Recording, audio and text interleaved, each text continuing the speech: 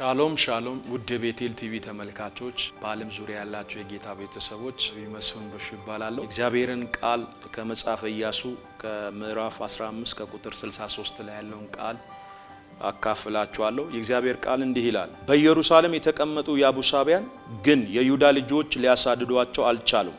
ያቡሳውያንም እስከዛሬ በይሁዳ ልጆች መካከል በኢየሩሳሌም ተቀመጡ ይላል። ጌታ ኢየሱስ የተባረከ ይሁን። አሁን ያነበብኩላችሁ ክፍል ላይ ምዕራፍ 15 ቁጥር 63 ላይ ኢየሩሳሌም የእስራኤል ዋና ከተማ ናት። በኢየሩሳሌም በዋና ከተማ ውስጥ ያቡሳውያን የተባለ አንድ ማህበረሰብ ወይም አንድ ህዝብ ኪዳን የሌለው ህዝብ ኪዳን ባለው ህዝብ መሃል ወይም በተስፋይቷ ምድር በኢየሩሳሌም ላይ ተቀምጦ ነበር ይላል።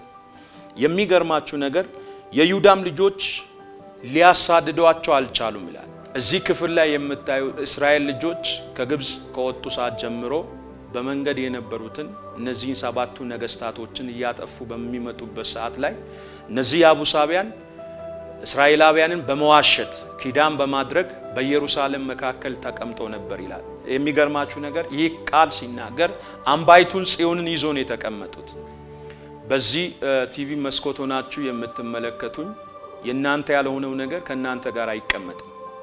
ኪዳን የሌለው ቃል የሌለው እግዚአብሔር የማይከብረው ነገር ከናንተ ጋር አይቀመጥም። አንደኛ ሳሙኤል ምዕራፍ 5 ላይ ፍልስጤማውያን ከእስራኤላውያን እጅ ታቦቱን ከማረኩ በኋላ በዳጎን ቤት አጠገብ ወስዶ አስቀመጡት ይላል፣ አኖሩት ይላል።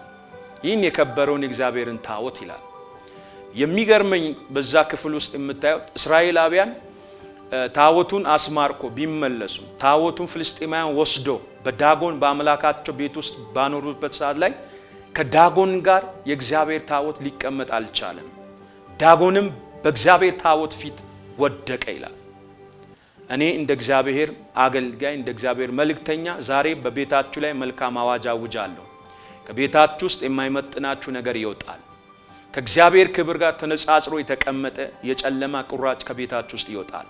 ዳጎን ሁለተኛ ጊዜ ንፋስ ጥሎታል ብሎ ድጋሚ ያስቀመጡት ይላል። መጥቶ ሲያዩት እጁን ደረቱም አንገቱ ተሰባብሮ ተቆራርጦ መሬት ላይ ተደፍቶ አዩት ይላል።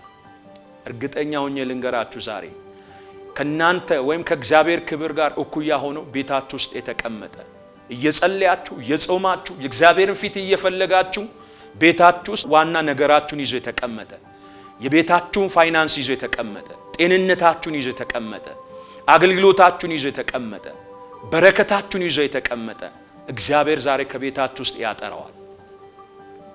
እግዚአብሔር ከቤትሽ ውስጥ ያጠራዋል። እግዚአብሔር ከቤቴ ውስጥ ያጠራዋል። ዳጎን ከእግዚአብሔር ታቦት ጋር መቀመጥ እንዳልቻለ ዛሬ ያለ እግዚአብሔር ዕውቅና ላይሰንስ የሌለው ቃል የሌለው ኪዳን የሌለው ከቤታችሁ ውስጥ ይወጣል። የሚገርማችሁ ነገር የይሁዳ ልጆች ያቡሳውያንን ሊያሳድዷቸው አልቻሉም። ያቡሳውያንም እስከ ዛሬ ድረስ በይሁዳ ልጆች መካከል ተቀምጧል ይላል። እግዚአብሔር በእኛ ህይወት ውስጥ ያልፈቀደው እግዚአብሔር በእኛ ህይወት ውስጥ የማይከብረው ቤታችን ውስጥ የተቀመጠ ቤታችን ውስጥ ተቀምጦ ቤታችንን ያዛባ የበዘበዘ ያለ ነገር ዛሬ የሚያሳድደው የሚያባረው የእግዚአብሔር እጅ ይመጣል። የሚገርማችሁ ነገር እነዚህ ያቡሳውያን ብዙ የእግዚአብሔር ሰዎች ተነስተዋል። ከዚህ ከኢያሱ መጽሐፍ በኋላ በመሳፍንት ዘመን እነ ጌዴዎን ተነስተዋል፣ እነ ናኦድ ተነስተዋል። ብዙ ኃያላኖች ተነስተው ግን ከኢየሩሳሌም አላስወጧቸው። እኔ ዛሬ ህገወጥ ነገር እግዚአብሔር የማይከብረውን ነገር እንደ እግዚአብሔር ነቢይ ቃል እየተናገርኩ አወጣለሁ። ከቤታችሁ ውስጥ ከጓዳችሁ ውስጥ አወጣለሁ። ዝሙቱ ይወጣል፣ እርኩሰት ይወጣል፣ ደዌ ይወጣል፣ መርገም ይወጣል፣ ጭንገፋ ይወጣል። ያለ እግዚአብሔር ዕውቅና ቤታችን ውስጥ ዘመናትን እየተሻገረ የተቀመጠ ኪዳን የሌለው ቃል የሌለው ህይወታችሁን እያመሰቃቀለ ያለ ነገር እግዚአብሔር አምላኬ ምስክሬ ነው፣ ከቤታችሁ ውስጥ ዛሬ ይወጣል። ተምቹ ኩኩባ ይወጣል። ነቀዝ ከቤታችሁ ውስጥ ይወጣል። ይሄ አመታትን ዘመናትን ተሻግሮ የተቀመጠ ስፒሪት ነው፣ የያቡሳውያን ስፒሪት።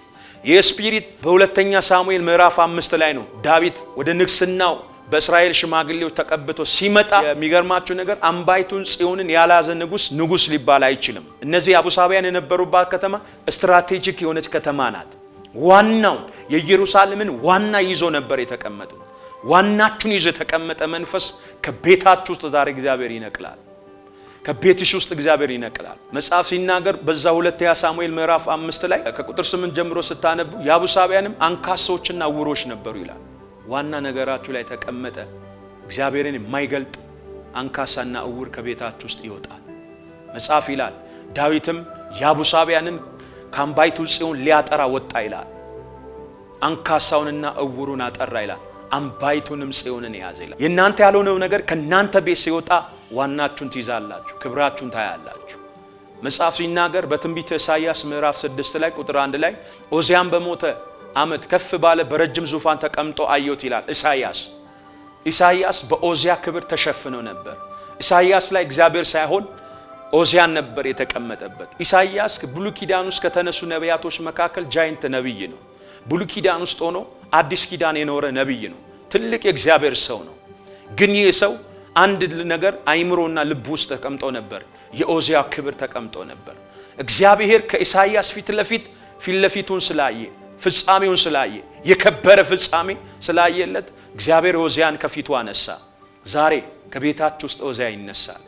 የእግዚአብሔርን ክብር እንዳታዩ የጋረዳችሁ፣ የእግዚአብሔርን ልዕልና እንዳታዩ፣ የእግዚአብሔርን ቅድስና እንዳታዩ በረከሰ መንደር ነገራችሁን የሸፈነ እግዚአብሔር አምላክ ምስክሬ ከቤትሽ ውስጥ ኦዚያ ይነሳል። ኦዚያ ሲነሳ እግዚአብሔርን እንዳየ ማይመጥናችሁ ነገር ሲነሳ የከበረውን ነገር ታያላችሁ። ዛሬ እንደ እግዚአብሔር አገልጋይ፣ እንደ እግዚአብሔር ነቢይ መልእክተኛ እግዚአብሔር እንደተናገረኝ እንደ እግዚአብሔር ቃል በቤታችሁ ላይ ማወጅ አዋጅ ይሄ ነው። ከቤታችሁ ውስጥ እግዚአብሔርን የማይመጥን ነገር ይወጣል። ክብር ለኢየሱስ ይሁን።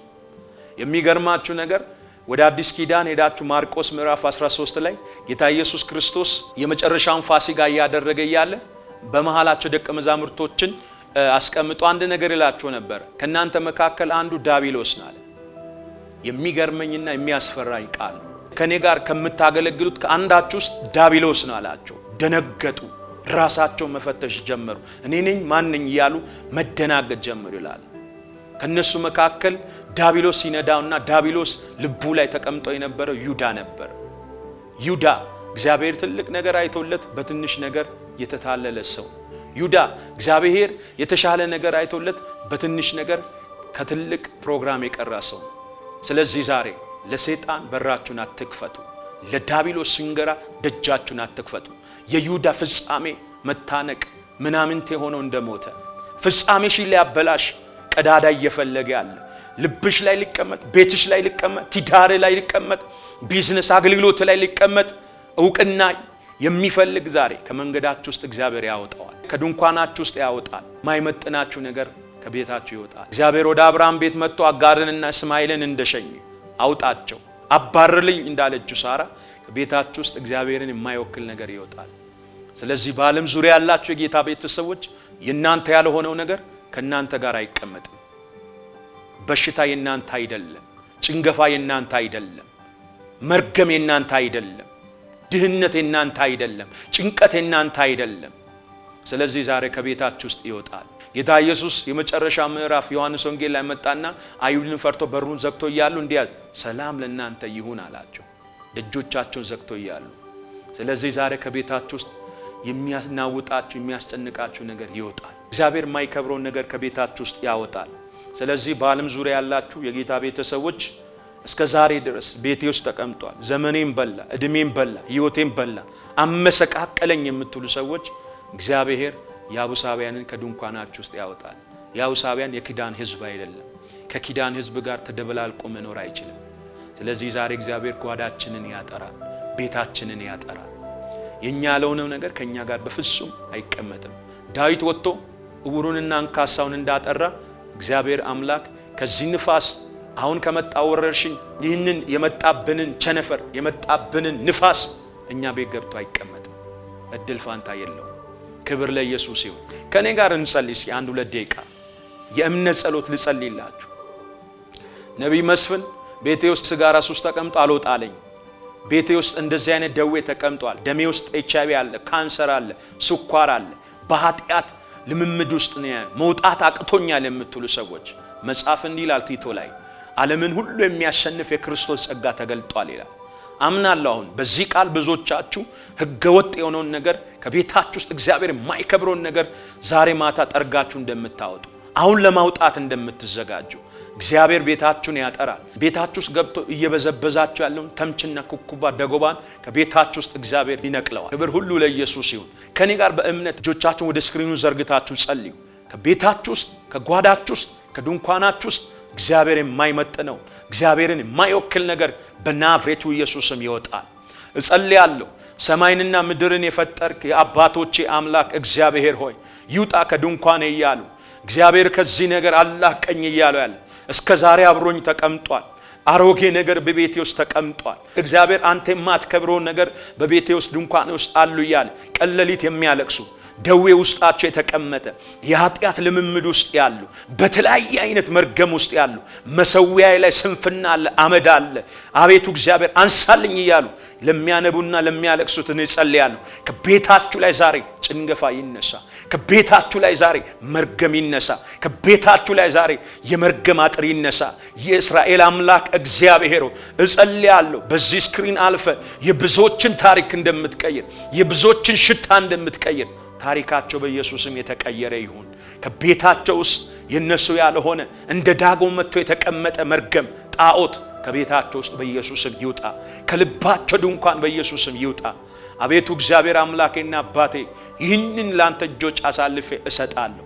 ቤታቸውን፣ ጤናቸውን አሳልፌ እሰጣለሁ በክርስቶስ ኢየሱስ ስም አሜን።